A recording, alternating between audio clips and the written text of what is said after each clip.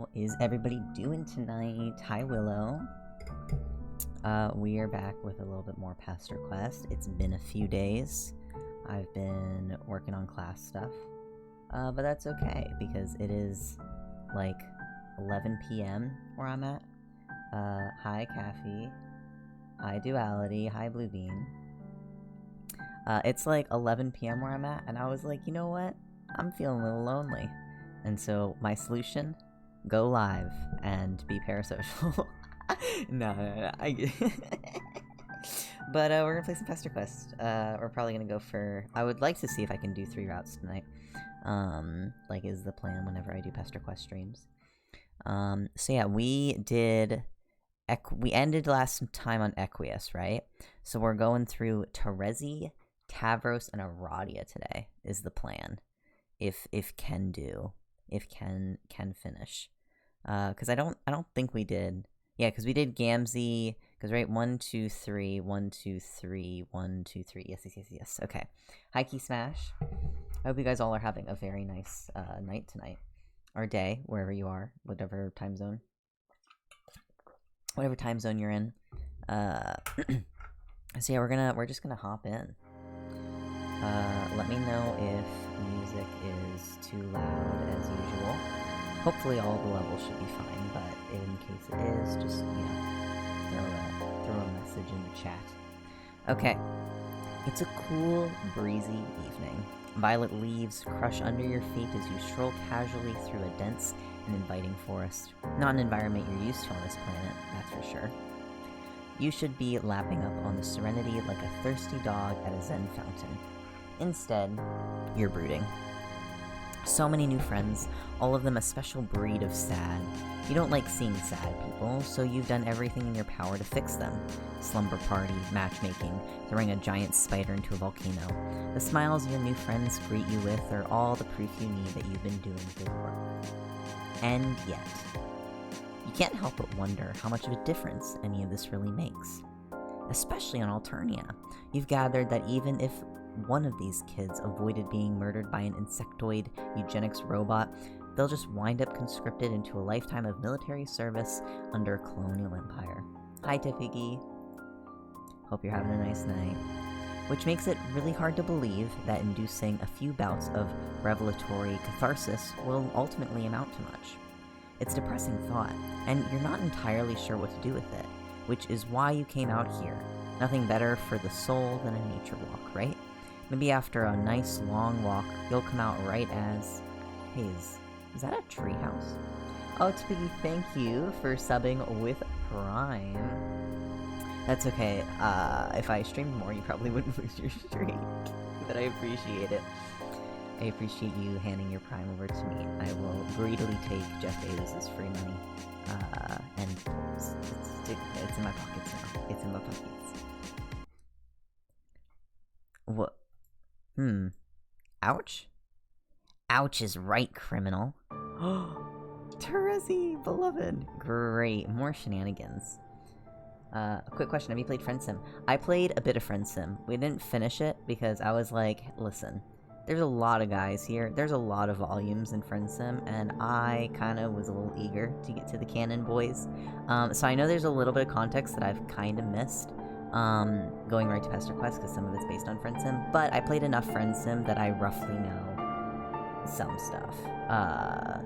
So yeah, and I've not read the epilogues, but I've read a chunk of the epilogues, and I know what the epilogues are about. So that's the long and short of my knowledge related to this. You won't lie and say the prospect of making friends with a spooky shark in glaringly red shades isn't appealing, but criminal doesn't leave a great taste in your mouth. When you try to move, well, you don't, because you're tied to a chair. Strike 2 on the bad taste scoreboard. Scorecard. Probably shouldn't stick around for strike 3. In a moment of uncharacteristic self-preservation, you close your eyes and attempt to zap away. But you can't. Your head hurts, and your vision is still kinda hazy, which might imply brain damage on account of your surprise wanging. With your luck, that probably means your superpowers are permanently broken. Typical. Looking up at your captor again, you can't help thinking the specs are a little extra. What kind of loser wears big angular glasses like that anyway? You'd certainly be one to judge if you had the legal authority to do so. A fashionable dress like that with blood as deliciously red as yours? The hypocrisy on you stinks like a fragrant pus. Gross. Geez, what's up with all these aliens and their hang-ups on blood? Ha ha! Hang-ups. Gallows humor is an admirable quality, but such crowds-pleasing theatrics will not spare you from the full weight of the law. Oh my god. Beloved. I love her so much. A bizarre tableau unfolds before you. Stuffed dragons and benches, big angry monsters, empty noose dangling an empty noose dangling next to a window. This music does bang. What the hell? Looks like you've just wandered into a courtroom drama. Much to your relief, your kidnapper isn't a shark, and you have to admit the glasses do come together in the ensemble, but is instead a short, stocky troll girl in a short-sleeved turtleneck and a pair of garish red Crocs. The fashion on this one is staggering, especially with the... Is that a sword cane with a dragon's head? She is so cute. I love her sprites. I will say this about every character. if the shoe fucking fits. It is because I'm blind and cool. But make no mistake, I don't need eyes to smell how guilty you taste. Wow, is every sentence that tumbles out of this troll's mouth going to be weird and uncomfortable? Yes, but enough from you, Cherry Cheeks. His honorable tyranny will only tolerate so much banter before holding you in contempt. You might be developing some contempt yourself, if you're being honest. Well, unless you want to be squeezed until your organs burst from your eyes, you'll can the back talk and let the prosecution get to work. Is that what being held in contempt means? Oh, the little pouty face. Hi, Merp. Fine, you guess you'll be polite and stop interrupting. Thank you, I really appreciate it. Right, now that we have the preamble out of the way, there's a ding from her computer, and her posture immediately switches from confident to frustrated. Hold on. She strides over to her husktop, tapping the gleaming edge of her cane in front of her as she goes. You wonder what kind of miraculous accessibility contraption exists on this planet that a blind person can just use. Is she licking the monitor? I love this sprite. Oh, she has a gray... her tongue is gray? Trolls have gray tongues? I thought maybe with their obsession with blood color, you'd have like a tongue color based on your blood color. But it's just a gray tongue. I guess... Well, I mean, but human tongues are pink. I don't know if that has anything to do with our blood color, though. Being red. Yeah, oh yeah, if you're a mutant, then it'd be really fucking obvious, wouldn't it? Yeah, that makes sense. Yeah. Yeah, that'd be kind of rough for Carcat. You'd have to wear like a face mask all the time. Is she licking the monitor? Yes, she's licking her filthy fucking computer monitor, just slathering it up with her teal-tinted saliva, going at it like a husband greeting his war wife after 20 years at sea. Why? Sorry, give me a second. No problem, you say. Not like you're going anywhere, haha. Okay, she's distracted. Now would be a great time to go somewhere. Your powers still seem to be on the fritz, but you think the weight of your incredible ass might shatter this chair if you could just get some leverage. Wait it out, get some leverage. You leap forward onto your feet, take a deep breath, and then hop backwards as hard as you can. It worked! You scramble out of the broken chair as your captor turns towards you. What the fuck? You try to run, but the rope still around your legs has other plans as you trip. Try to catch your weight, fail, and just sort of let momentum of your vaudevillain tumble carry you across the room. You slam into your captor and send both of you flying out the window. Oh, this is way higher up than you thought. You grab onto her and pray for dear life. Hey, you're not falling. That's a relief. You congratulate your agile friend on her quick reflexes in grabbing hold of... Oh no. You've heard of hung jury, but this is ridiculous. Oh no. What? Wait, what? Whoa. What?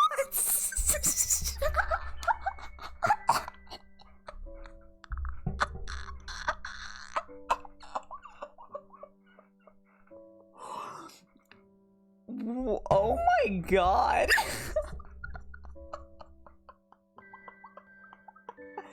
Jesus. Bro. Oh my god. Hi, Denny. Oh my Christ. Anyways. No. It's not the canon. It's not the canon one. It's not the canon one. I promise. Wait it out. You decide it's best to wait this out. The sword and the noose are a bit worrying, but with the plush toys and chalk drawings, it strikes you that this is probably the closest thing Alternia has to a tea party, which would be adorable if it weren't so depressing. Playing along seems like a prime friend-making activity. Besides, whoever got hurt in a court of law? After a few brusque keystrokes, she strokes back to her place in the center of the room. Not a word and half a sweep, and now she won't shut up. You ask who she was talking to. Just some dumb, angry girl who needs to leave me alone until the heat death of the universe. Who even cares, anyway? Is she talking about... I feel like she would be this negative about Vriska. Who does Terezi hate? Maybe it actually is probably Vriska. Congrats on your murder, Chris. Thank you, Denny, for the prime. Yeah, weren't they like his nieces for a little bit? Not me, that too. Where were we? Crimes. You're here today to face the highest justice under my authority as Premier League affiliated legislator in training of His Honorable Tyranny's Court. And it is with said authority that I accuse you of that most grievous of crimes against the Empire of her imperious condescension. What crime would that possibly be? Breaking and entering? Doping with the clown? You guess she could technically nail you down as an accomplice to murder, but the crime of existing. What? You're waiting for the other shoe to drop, but the damn thing just seems to be stuck up there. What did she say about being in training? You're beginning to wonder if this, what did she call it? Slayliciter? Prosecutioner? Public dexterpitist? You're beginning to wonder if this murder lawyer actually knows what the hell she's talking about. You think I'm making this up? Do I really look like the kind of girl who would randomly commit unprompted and unjustified murder on a whim? Look, you've met some weird fucking fools on this planet, and they all seem to have a pretty laissez-faire... How do you say that word? Laissez-faire attitude about murder, so... No, you know what? Fine. If you're going to be a pedantic, snot-nubbed little wiggler about it, I'll just recite the whole fucking law verbatim. Article 5, subsection 11, paragraph 68 of the Second New Codes of Alternian Jurisprudences describes your crimes as it is laissez-faire, that is it. Having been, or possessing the capacity to be in need of material resource consumption for the purposes of curtailing a biological expiry existing in, of, around, or through imperial territory as one of unclassified sanguination mutant, one of extrasolar origination alien, or one who plans to commit, has commit, or may possess the capacity to commit high crimes against the fish demeanors against her imperial condescension criminal. There, happy now? Dang, this girl really knows her stuff. Of course I do. I'm not some fly-by lunar cycle troll slaughter consultant. I'm a fucking professional. Clearly. How could you question her expertise on subjects of what is and is technically not a crime, or is not technically a crime, when there are so many books piled up haphazardly? You definitely are existing as an alien after all. You guess that does by definition make you a criminal. And from the look of that noose, you doubt the punishment is something as quaint as being thrown in the slammer. So, is there an appeal process, or... She springs forward with surprising agility and presses her face right up against yours, sniffing you with alarming enthusiasm. Your game of candied apple ignorance may convince the pan-scrambled clown fuckers in the cheap seats, but I smell the deception dripping off you like a delicious marmalade. You'll have to do better than this if you really want to, she sniffs. Want to... She sniffs again. Did Kanaya make this dress? Oh, look, an out. Yeah, you say. You and her are great friends. The best, in fact. You think she should message Kanaya right now to clear this all up. You know, like character witness? I've witnessed your character plenty, and it's as bland as they come. That's certainly not the worst contemplative noise you've ever heard. I may have misjudged you. If you tell anyone I said that, I'm going to cut off your arms and use them to fingerprint bulges on your face until you bleed to death. You decide that keeping this pointlessly mundane secret is definitely in the best interest. So, does this mean you're free to go? Not so fast. May have implies possibility, not certainty. Maybe Kanaya gave you this dress because she likes you, or maybe you pressured her into it circumstantially. Maybe you're a delightfully clueless and well-intentioned interloper from beyond the stars. Or maybe you were sent here as a sleeper agent to learn all our weaknesses so that the entities controlling you can sabotage our future. In cases such as these, I find the best course of action to leave the verdict up to chance. She produces a double-headed coin with one side scratched out, and you immediately know exactly where this is going. The terms are simple. Heads, and I release you from your bonds. Tails, I release you from being alive. Is she really about to take you out, like a gangster who just betrayed their duality-themed boss? Before you can request a less Saturday morning cartoon solution, she flips the coin into the air. Well, this is bad. It's bad, and it makes you kind of angry. This doesn't make sense. You didn't do anything, but here you are with a 50-50 chance of getting immersed by a jovial gremlin anyway. Does she think this is normal? Your head has cleared enough that you could zap away if you really tried, but something about this murder lawyer is stuck in your craw. Her devotion to justice is obvious, but it's a twisted and brutal justice, streamlined for violence and painfully efficient in enabling exactly that. If this mock trial is anything to go by, this is the same system that requires insectoid eugenic robots to keep their peace after all. There's so much wrong here. She doesn't even see it. Like, metaphorically see it. Because she's blind. The coin is falling. Every rotation brings you closer to a fate that, regardless of outcome, wouldn't be fair. You decide to think about what should be fair. And just like that, you're standing next to her. With a scream, you snatch her coin out of the air and hurl it with full force to the window. My coin! Sorry, you shout, but she can't expect you to just accept the whims of chance when your life is on the line. Why not? Because that sucks. It's lame and dumb and really cliche. What is she, a comic book villain? Am I supposed to know what that is? You don't know. Troll culture seems to have a lot of really arbitrary similarities to human culture, and it's honestly very confusing. But that's besides the point. With a broad sweep of your arm, you gesture at her drawing of the honorary Tyrannosaurus or whatever, and ask what he would think of your little stun just now. This trial isn't for him. We act like it is, but everyone knows he's just a big hungry monster. Huh? Then who? It's for the audience, obviously. By the time you make it to the stand, you're basically dead already. Don't the accused get a chance to defend themselves? Defend? Ha! Only the outrageously guilty would ever think to defend themselves in a court of law. Wow, that is fucked up. What's the point of even having a trial then? Besides the sheer pleasure of watching all the hope slowly drain from someone's eyes as they confront their immediately approaching and inevitably gruesome execution? Yeah, besides that. It's a warning to the seditious of what happens when they cross the line. And that line is, existing? Yep. The nonchalance of her answer underlines just how upsetting all this really is. You remember the law she recited?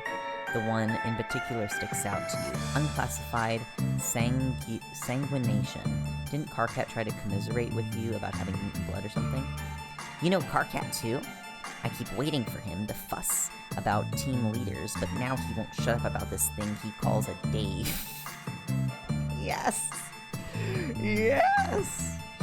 Everyone was so worked up about the game, and now they're just over it suddenly. Yeah, that's your fault. Karkat would probably have a nuclear conniption if he knew you were about to say this, but you ask her if she's aware of his blood color. Of course I'm aware of it. What do you think I am, blind? Yes. That's a mutant, right? If you remember correctly, that makes him guilty of the same crime as you are. Her expression turns sour, and you can tell this is something she spent a lot of time trying not to think about. You figure she avoided summarily executing you because you're friends with her friends, so she would probably avoid killing Karkat as well. And that's a good thing. Great, in fact. You cannot stress how awesome that is. But doesn't that strike her as a bit hypocritical? Maybe making exceptions for her friends? Does she think that everyone else who dies in court or gets culled in their own hives deserves what they get, just because she doesn't know them personally? It doesn't matter what I think. This is just how things are. It sucks, but it would suck a lot worse to be killed for saying so. And then, who would protect Carcat? Who would protect... I can't help everyone, Cherry Cheeks. I can barely help my friends. Maybe if I stick to it long enough, I can change things from the inside. That's the best any of us can hope for. I guess that doesn't sound like the worst plan. In fact, it kind of reminds you of... I'm assuming it's Tizius. That's the only other lawyer that I know that was maybe in Friend Sim. But also, I didn't play Tizius' round in Friend Sim. I just know Tizius from Alternate Universe. You feel a sadness well up in your heart so fast and heavy that it knocks you over into her, without meaning to. Zap. Your vision is swimming. Voices echo in your head, but you can't pick any of them out. You look around and are we gonna get T-pose again? No, that was a different guy. Tizius is a lady troll. Yeah, that was Tagora. But Tagora was also teal, so yeah. Mixing them up, I think. Something is watching you. Not maliciously, not yet. Just observing from a curious distance. Not that you can do anything about it while you're clutching your head and trying to put your memories together. You've been circling around this awful familiar feeling ever since you left Earth, drawn forwards like a singularity, but the closer you get, the less it makes sense. What the fuck just happened? Did you just kill me just now? Is this troll hell? Troll hell? Do trolls not have an actual name for her? Wait, she's here too? Here seems like an ambitious description. It's more of an ambiguous nexus of metaphysical realities. That's an awfully specific description. Has she been here before? No, but I've tasted places like this in my dreams. Great, even more shenanigans. You look around and try to get your bearings, but nothing seems to be in focus. It's all too low resolution, simultaneously too bright and too dark to make any sense of. You okay over there, Cherry Cheeks? Your blood smells really loud right now. You wouldn't know how to react to that, even if you weren't having a memory-induced thought seizure. The pieces are far too apart, but you can't quite put it together. But you remember, friends. Bits of a memory hit you. Sudden flashes of joy, of violence, smiling faces, crying faces, bodies, plans. Hope that the world can be made into a better place. What the fuck are you mumbling about? If you've fried your think pan, at least let me in on it so I can participate. You tell her what you can remember, which isn't much. Friends, sadness, dissatisfaction, people who were deeply unhappy with the state of Alternia and faced violence from all sides, just as your new friends do today. Some of them wanted to change it from the inside, and you remember believing that they could. But you get a sense that a lot of time has passed between now and then, and it doesn't seem like Alternia has gotten much better. In fact, it may have gotten worse. It seems like whatever it was your friends tried to do, they failed. Of course they did. What does she mean by that? Even in the context of your nonsense, time-traveling amnesiac cover story, it's not hard to believe. Compelling idiots have good ideas all the time. That doesn't change the fact that they're idiots. Which is why I'm going to succeed where everyone else had their entrails ripped out by a swarm of drones and died like the scrubs they were. I am at many things, Cherry Cheeks. An idiot isn't one of them. She flashes a bright and pointed smile, filling with the confidence that you believe with every atom of your body. But you're pretty sure she's not the first person to make you feel this way. Idiots or not, the friends you used to have were just as sure of themselves as she is now. And what good did it do? Honestly, you doubt that intelligence or competence has much to do with it at all. You think about the drones you barely avoided at Carcat's Hive, and your brief exposure to what this planet calls a criminal justice system. For as violent and unjust as things could be on Earth, at least there was some pretext that the system existed to serve people. Here, it's just murder. You aren't sure that it's a system that anyone can salvage. Her smile melts into a frown, and you really should ask what this troll's name is. Terezi Pyrope. Terezi doesn't sound particularly happy as she slumps against the debatedly extant wall and slides down into a crouch. Her face is a mask of barely contained emotion. I can tell why Carcat would like you. You're very depressing. You chuckle and sit down a respectable distance away from her. You definitely don't mean to be depressing, but you have a knack for digging up drama. The hazards of forging new friendships, you guess. If Vriska saw us right now, she'd derisively laugh herself into an aneurysm. Terezi knows Vriska? That's one way to put it. We were practically sisters before she broke the rules and ruined everything. How do you know her? Oh, you know, you played some flarp, killed some kids, felt guilty about it, threw Vriska's mom into a volcano. Wow, you have really gotten around. What's a mom? I like the little, it looks like a question mark, her little mouth. You'd think that was just about the saddest thing you ever heard get said if you didn't already know what Lucis was. You killed her, Lucis? So she's... That explains why she's been messaging me. Ha! Terezi's laughing, but it doesn't sound like any laughter you've ever heard. I can't fucking believe it. Circuit figures her shit out just in time for me to have my own identity crisis. And I bet she thinks everything's supposed to be fine between us now just because... Wanna know a secret, Cherry Cheeks? Might as well add another one to the pile, you say. I have no idea what I'm doing. I never have, and now I don't think I ever will. Wow, that's bleak. I guess you're sorry? It's not your fault. You haven't told me anything I didn't know already. Her lips are trembling as she reaches behind her and pulls out a box of chalk, and then removes a red piece. You think this is a weird time for artistic expression, but... Oh, she's eating it. Terezi offers you a piece. You don't want to be rude, but you also really don't want to eat chalk. She shrugs and crunches it like an unshelled lobster. You guess you have to take that in stride. The more important thing is that Terezi is inconsolably sad, which sucks because you're the only person in a position to console her.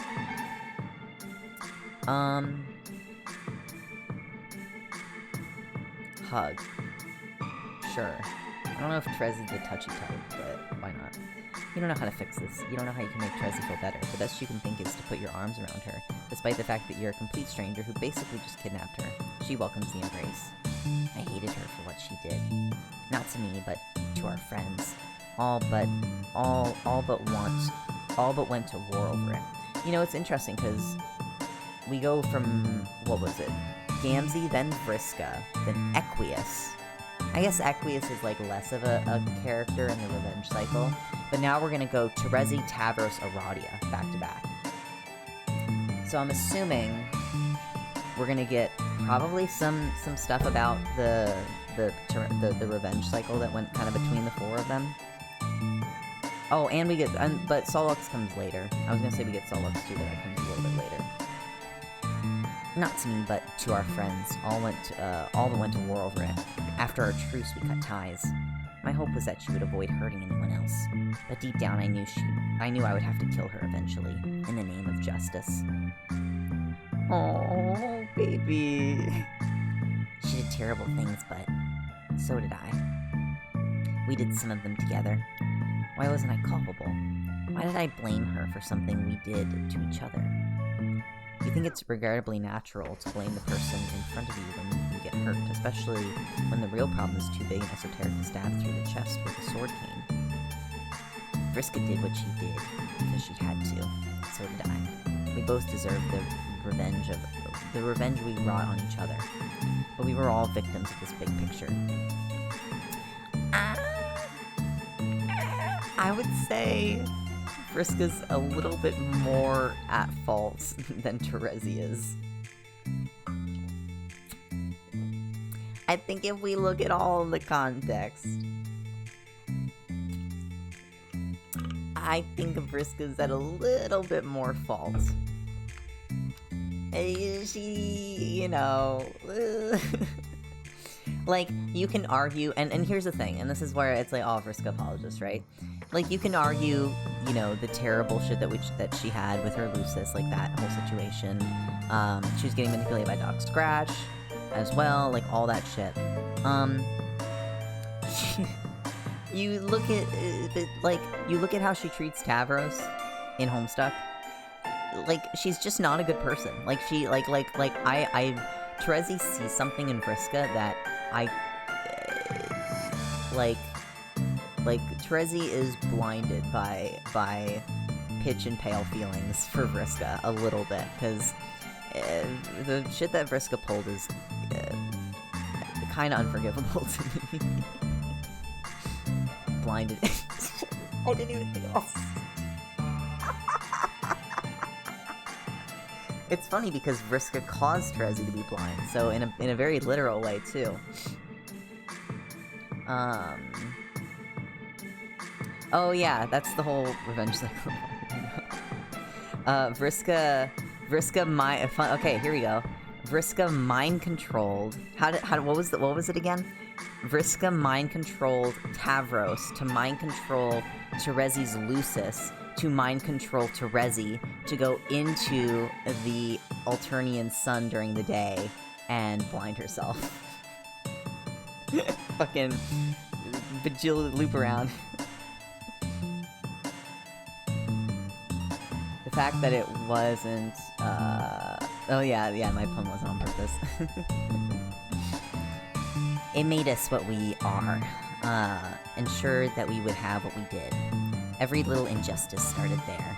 When we fight, whoever painted that picture smiles and laughs, because they know they've already won. She sits up a little straighter, and you feel your spine follow suit almost on its own. Fuck that. Terezi slips out of your arms and stands up, pulling you up to her feet with her. Her entire demeanor has changed. She's practically vibrating with determination. Take me to Vriska's hive. I'm assuming that's a thing you can do. Oh, yeah, that's a thing you can do. Your mind is still buzzing, but talking to Terezi has calmed that storm just enough for you to focus. As you take her hand, you spare a last look around. This bizarre, impossible space. You still feel watched, but it's distant now, maybe even approving. You have so many questions, but those will have to wait. Right now, you've got work to do. Before you can even see where you've landed, Terezi marches up to a very surprised Vriska and backs her up against the wall. She stops just a few feet away, looking at the cerulean spider girl with anger on her face. Despite their difference in stature, Vriska is intimidated. You caught her off guard, and Terezi is unflinching. The room is completely silent. You see Terezi clenching her fists. She looks one wrong move away from unleashing hell. This isn't quite what you had in mind when you brought her here, and you really hope that your new friends aren't about to fight each other. Something in the air changes. You aren't entirely sure what's happening, but something is definitely happening. You figure it's just best to cross your arms and pretend you don't exist. Terezi's posture softens. Her hand relaxes as she breathes a soft sigh. Vriska straightens up, letting her own tension dissipate. You guess you're feeling a little less tense yourself? When Vriska cracks a hesitant smile, Terezi leans back. She's sniffing the air intensely, which feels like a good sign. Everyone's getting a little looser, a little more casual, definitely an improvement. Then they both start cackling, slapping their knees like they just heard the most hilarious knock-knock joke in history. You'd sure like to get in on the joke too, but you figure it would probably be rude to ask. And then they hug?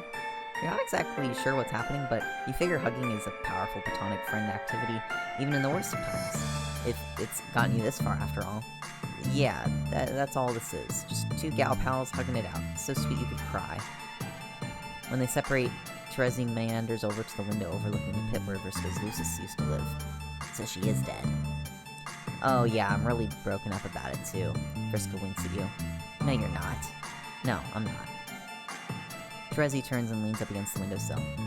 You have a lot to make up for. That's why I've been messaging you. I want to apologize, okay? I don't want your apology, Vriska. I have a lot to make up for, too. There's definitely something going on in this room, and you're completely oblivious to.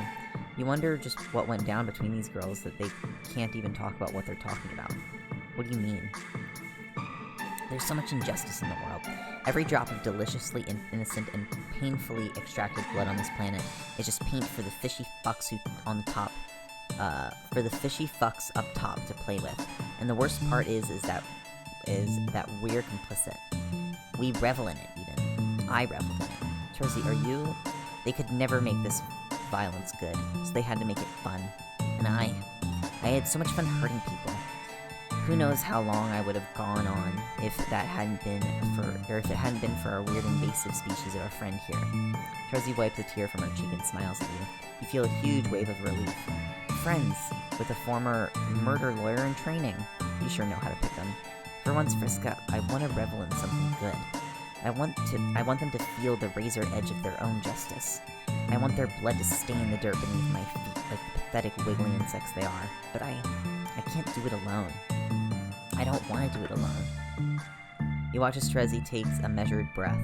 For just a moment, you can imagine her standing in a room full of determined people, just behind the person everyone else would call leader, smiling a wicked smile. She's not the one who commands the stage, you think. She's the one who controls the spotlight. She's the one who knows what happens next. I'm not sure what we are together anymore, Vriska. I hated you. I felt a lot of things. What I know is that we're dangerous, and fate seems determined to make us rivals. That almost sounds fun, doesn't it? We could fight for the rest of our lives if we wanted to. Each the scourge of the other until one or both of us winds up dead. They tell stories about us for a long time, but I don't want that to happen anymore. Do you? No!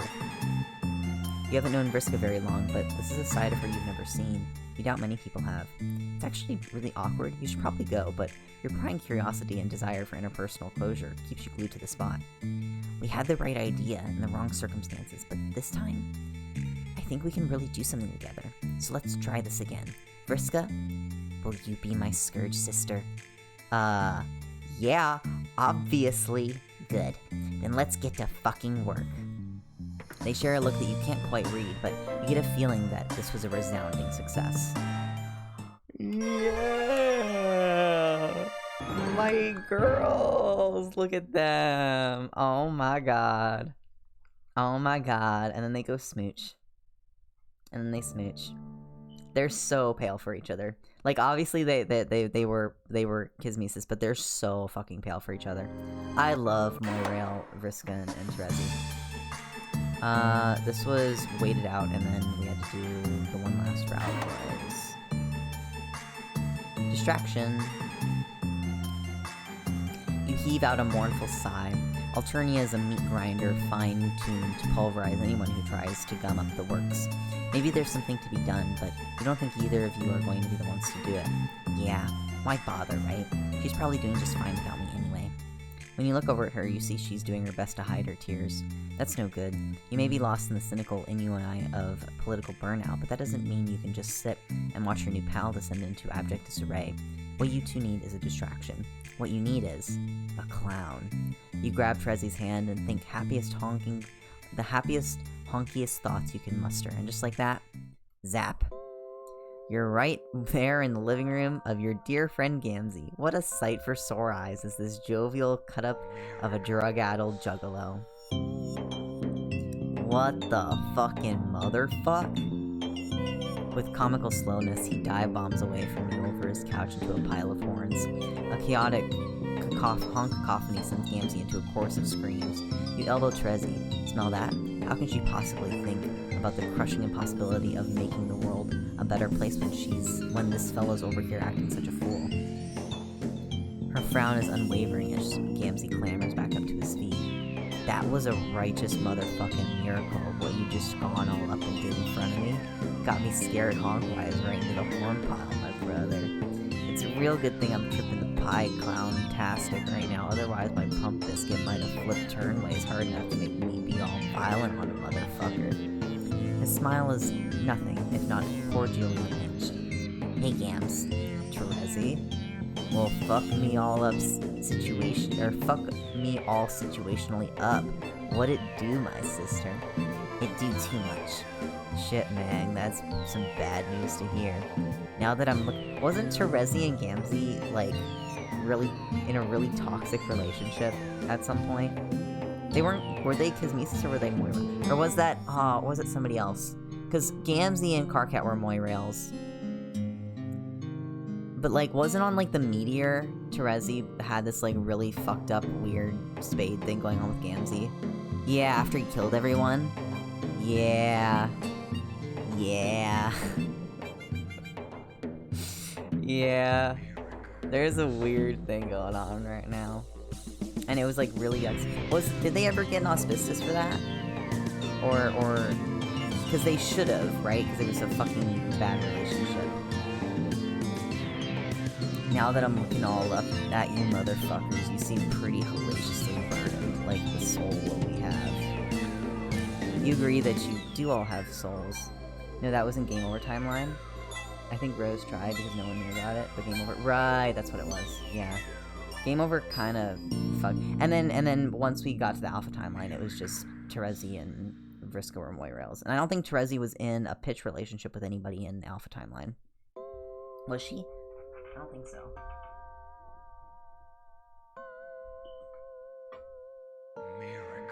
Headset charger.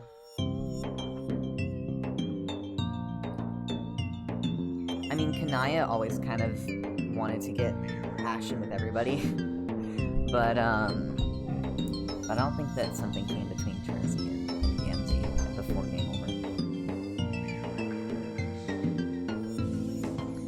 You agree that you do all have souls, probably. That's the answer he was looking for, right? If I have a soul, it's tar, tasting slime stuck on the bottom of a ground pusher covering. You mean a shoe? Whatever. Well, I don't know what you two hoes have scribbled down in your planners for tonight, but if it's the world what has you weary-eyed, methinks maybe you should be getting to have your think pans all up on some pod pans, my mans. That's not a bad idea. What better distraction from a dystopic nightmare of Alternia than a warm, comforting embrace of hallucinogenic drugs? Terezi seems momentarily unsure, like some sensible part of her is desperately begging her to literally do anything else. Fuck it. She pops down on the couch with determination sinking into it like a sack of disillusioned potatoes. That is directly the noise what I like to hear. Gamzee slithers down next to her and puts an arm over Terezi's shoulder. She tenses up but doesn't push him away. What about you, Miracle Dempster? Do you want to get in all up with this? He pats the seat next to him with a delightful grin.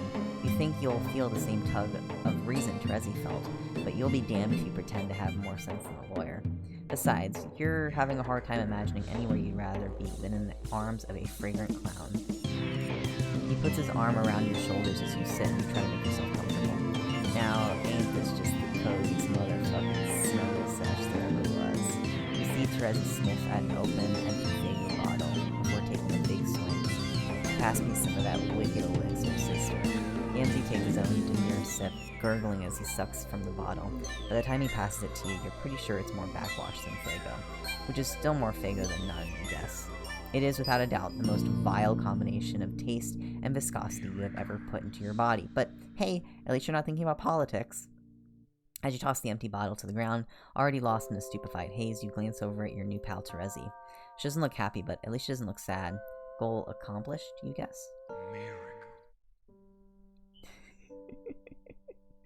Oh, poor Terezi. Oh no.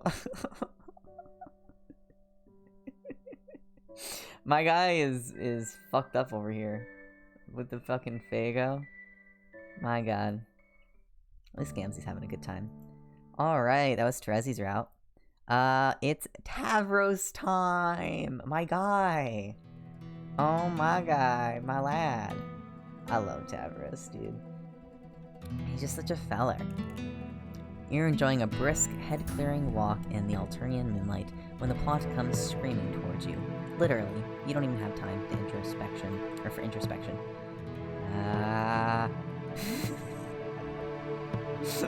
It was small, so I didn't...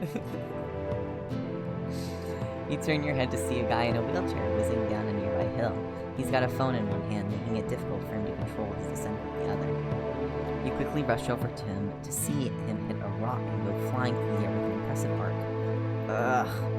You bring the fallen wheelchair over to him, and he stares at you for a second and then pulls himself back into a quick grunt. Thank you, weird and I need a voice for him. He's kind of like nervous. He's kind of thank you, weird and ugly alien stranger. Once he's settled into the chair, you look over at the boy you just helped. He's lanky and scrawny, except for his oversized horns, giving the impression of a boy going through a very awkward puberty. His wheelchair is simple and flimsy, and it looks like it's gone through a lot of wear and tear. Oh, introductorily speaking, I should say that my name is Tavros. Tavros? As is now usual for you, the name sounds familiar even though you're not sure any of your other friends mentioned him by name. You give him a proper greeting and ask him what happened, and he nods over towards the old watchtower at the top of the hill. I was attempting to scale toward the tower to acquire a rare Fittest Pawn goat monster, what is named Wolfalpine. It's ranked Aether Mythic Triple Rare class, which is one of the rarest of them all, at least concerning monsters that can be found in lower-blooded neighborhoods. But it appears to be tragically out of my reach, no matter how much I believe in my ability to pursue it. You don't know what a Fitus Pawn is, but maybe you could help? You've wrangled a few monsters in your time. What? You know, you could help push them up the hill, maybe fight some giant horrifying beasts, the usual. Wow, I normally am expected to do everything myself, always. The only trolls who offer me help are those who live too far away to do anything of consequence. Which is fine, I get it, but it's pretty useless to me. Anyway, no. What? I don't want your help. On account of if I take it, I will be weakening myself and failing to grow as a troll. I will just have to try again, and get grievously hurt in the process, probably. Don't worry. Tavros begins to wheel back toward the hill. You know how the story goes. You'll have to spend the entire evening convincing this poor troll boy that it's okay to accept help from others. You launch into a gentle pitch about how help from a friend can. Oh, well, if you say so, then I accept your help. Oh, that was easy. You follow Tavros up the hill. When he reaches the steepest part, his wheel begins to lose traction. You step behind him and give him the push he needs. The two of you are successful in scaling the hill, and Tavros grins and taps at his phone. Oh, it's a phone game? No real monsters involved? Holy shit, this is new to you. Yes, Wolfalpine is now acquired. Thank you so greatly. Maybe the cartoons for Wigglers are right all along, and friendship is truly the greatest source of power to exist. Finally, someone who gets you. You ask if he wants a quick ride home, and he tilts his head in confusion. I already have a ride. Always. I'm sitting in it. Not like that. You tell him it's hard to explain. Just trust you on this one. Okay, well, let's go. With that, you grip his chair and focus your energy and zap over to his hive. Whoa! Are you magic? Yes. Awesome. Do you know any fairies? No. Aw, shucks. Tavros glances around the room and you follow suit. Your eyes settle on an advertisement for the theatrical run of Pupa Pan. A pinch of special stardust is all it takes to fly, brought to you by Her Imperious Condescension's 19th favorite theater company, reserved seating for high-bloods, hecklers will be cold. The rest of the room is rather plain and sparsely decorated. The floor is scattered with messy gaming supplies. So, this is my hive. What do you think? Would you characterize this pad as sufficiently cool? You glance at a framed picture of the Fey Trickster in booty shorts. Yeah, sure, this pad is cool as hell. Excellent. I hoped you would. Your approval is most good to have. I thought you might be uninterested on account of me being boring and kinda sad. Aw, boring and sad are your favorite, you tell Tavros. Wait, that sounds terrible. Ignore that. You mean you relish the opportunity to make people less sad. Oh, don't worry then, because I'm definitely sorrowful enough to satisfy. Also, I'm not great at talking either, so we have at least one point of failure in common. Thanks. Tavros flashes you a thumbs up and a wink. He wheels closer to you, and one of his scattered cards scrunches under a tread and gets stuck, necessitating a bit of finagling. You must admit you're a little surprised by the wheelchair. Your experiences on Alternia would suggest that their culture is not very kind to the disabled. Oh, it very isn't. There's a long story behind the fact of you being like this. Kanaya says not to talk about it because it hurts my self-esteem. Oh, okay, that's fine. You turn your attention to some of his cards. Perhaps he can teach you... Well, if you insist, I will reveal to you my tragic backstory. I used to be more of a hard... I love Tavros. He's just like me for real. He's literally just like me for real. He is so like me for real. I will trauma dump at any given moment. It's not true. Well, it's a little true. Also, hi, Edred. Hope you're having a nice night. I used to be more of a hardcore gamer who would do the extreme roleplays. And I had a friend, or I thought she was my friend, who I did Flarp with. Oh, you're familiar with Flarp. You're a Piss Icarus. Come to think of it, you've got a great Flarp friend he might love to meet.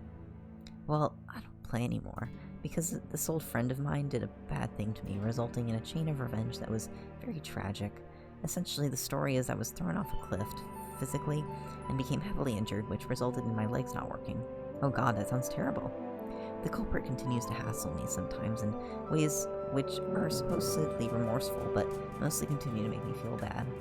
For instance, trying to make me learn how to climb stairs, or fight better, or telling me I'm useless and awful because I can't. Although she also sent me this 4-wheeled device, which helps me to not be cold, so that's nice, I guess. Although maybe she wouldn't have done that if Kanaya didn't say to. I don't know, she's hard to understand. Sometimes very nice and other times extremely not nice, and I can't figure out how she truly feels about me. Wow, this girl Tavros is talking about seems like a real piece of work. You sure are glad none of your friends or anything like that. Yeah, but maybe it's best not to think of her, actually. Kanaya was right. Why don't I teach you how to play? Tavros! Tavros freezes up instinctively. Oh no, that's her. The one who injured me. Oh no, your spine ice is over. You recognize the telltale exaggerated call, but how can this be? How could your dear, sweet, precious friend Vriska have done such a horrible thing to— Okay, no, this tracks. Maybe she did do one thing wrong. But why? This isn't like the other kids she killed. You know Vriska is violent and volatile. She had to be to survive, but to harass Tavros after the fact instead of just feeding him to release this, it doesn't make sense. You feel sick to your stomach. Did they ever mention the OG comic that Vriska got his chair made, or is this the first time it's been mentioned? I think it's the first time it's been mentioned. I know that Equius made Tavros' new legs, but I don't remember about the wheelchair. Hey, Tavros, you haven't been answering any of my messages. We need to talk. Her voice comes from outside the window as it moves around the perimeter of the house. You glance at Tavros' stricken face and you hear the sound of keys jingling in a lock. Fuck, she has the keys to his hive? Tavros groans and leans back in his chair. Vriska barges into the respite block and then freezes up. Oh, hey. Hey, you say with an uncomfortable wave. Vriska seems uncomfortable. I didn't know you knew this dork. It's a friendship in progress. Tavros has told you some things about their past. Ugh, of course he has. Okay, listen. I know it sounds bad because it is, and I get that, okay? Way back when, it was less than a sweep ago, I was part of a FLARP campaign that went off the rails, and Tavros ended up getting thrown off a cliff. It was basically my fault. But that's all in the past now. Things are better now. I hooked up Tavros with a sweet wheelchair and everything. It's not that sweet. Shut up, Tavros. I'm talking about how terrible I feel about hurting you. Tavros cringes, and you try to intercede on his behalf. Why is Vriska here? Oh, right. I'm here to extend an olive branch. Very magnanimously, so if you ask me. Terezi and I are getting the band back together. Not for FLARP, obviously. That ship has sailed, but we're going to whip this plan into shape, and we need all the help we can get. You've spent enough time moping around uselessly. It's time for some action. You're in, right? No? What do you mean, no? I mean, I don't really want to do anything exciting or dangerous like that. And especially because you're going to be involved, I don't think it would be good for me to also be. Oh, come on. Things are totally square between us, Tavros. We all got hurt. Besides, I'm just trying to help you live up to your potential. You could be somebody. You could finally start living up to your legacy. I don't want to be somebody. At least not your kind of somebody. Tough luck, Toreador. None of us get that choice. If nothing changes by the time your rates of maturation roll around, you're screwed. The drones will cull you in an instant. Vriska turns to you, her eyes wide, her fists trembling. Her frustrated glare barely conceals the desperation beneath. I mean, you agree with me, right? Tavros needs to shape up. He needs us. It's time we put the past behind us and moved on. I'm trying to help him. She leans closer. It's obvious she wants you to back her up. Oh no. Oh, I don't wanna do this route. I really don't want to do this route. I don't even want to do this route. You take a step closer to Tavros, and Vriska visibly deflates. Come on, Chris. You can't seriously be on his side. Yes, you can, and you are. I think you understand now. You see how Vriska took her suffering and bitterness and passed it along. You see how, under beastly tutelage, she learned to sink her fangs into her prey and tell herself she was doing it for their own good. In these two, you can see a microcosm of Alternia, of hurt kids hurting kids, until finally the buck stops the kindest and weakest among them. So no matter how much sympathy you have for her, you can't stand idly and let Vriska continue this cycle of hurt. You tell Vriska to look at Tavros, really look at him, and ask herself if her help was doing anything for him. Isn't this the kind of suffering that she and Terezi want to prevent? Right now, the best thing that she can do for Tavros is to leave him alone. Leave him alone? You don't get it. None of you do. If I leave him alone, he's toast. Seriously. How have you not figured that out by now? You've seen what this planet is like. You think we can just flip a switch and fix everything over a day? He's a worthless loser living in a world that has losers. And if that doesn't change, he's going to die sad that hates losers, not has. That hates losers. And if that doesn't change, he's going to die a sad, pathetic death. And you and Kanaya and everyone else, you're just enabling him. When he croaks, it's going to be your head, not mine. And if you'd rather hang out with Tavros in his make-believe fairyland, be my guest. But some of us are going to be living here in the real world. You and Vriska spend a while just staring at each other. All you can muster is a look of pity, which only seems to incense her further. Her face scrunches up, and she goes steely and flat, her voice icily calm. You two have fun. I'm out. Vriska slams the door shut as she leaves. Tavros exhales a long sigh of relief. Well, that went pretty well for an encounter with Vriska, all things considered. I only feel somewhat terrible about who I am. Slowly, gently, you place a comforting hand on Tavros' shoulder and tell him that he deserves better than this. It's not his fault. Vriska is difficult. Yeah, Kanaya says that too. I sometimes almost believe her when she does. The room is silent except for the faint wriggling noise coming from some of the balls on Tavros' floor. You don't know what else to say. Would you, enjoy playing Fittest Spawn with me, perhaps? As a manner of distraction? Aw, fuck yes, you tell him. Let's play some Fittests? Yeah. Your FLARP experience inured you to Alternian game design, so you're only mildly nauseated when Tavros shows you how the physical version of Fittest Spawn works. Chitinous purple critters explode from gooey orbs and infest plushies before bursting out to form in the form of large monsters with more limbs than you're comfortable with. Also, you have a handful of cards, which boost their attributes and allow you to interfere with the opponent's monsters. There's a lot to keep track of here. Before too long, the room is full of chittering purple monstrosities and queasy-looking host blushes, on the verge of birthing even more abominations. You are so lost. But you think you're winning? Your creature appears to be doing a better job of preying on his host blushes and spawning more of themselves. You've got a meter in the corner that keeps going up while his goes down. That's good, right? You think it's good, at least where the victory is concerned. But you are more concerned with the dejected look on Tavros' face. He doesn't seem to be giving the game his all. You ask him if he's doing okay. No. Oh, okay, he just came out and said it. My fun has been stymied, I think, by my thoughts about Vriska. He wheels himself over to a window and looks despondently out. I used to like Vriska a lot, and admire her for many of her qualities that were good, such as being very confident or having skill at games. But now I just hate her. Or I feel like I should hate her, but instead do not feel those feelings. And in their place, I feel very conflicted and bad about myself, and I wonder if there was something wrong that I can't feel as angry as I should. Or make myself to become strong enough to talk to her properly about my feelings. It's just a big mess.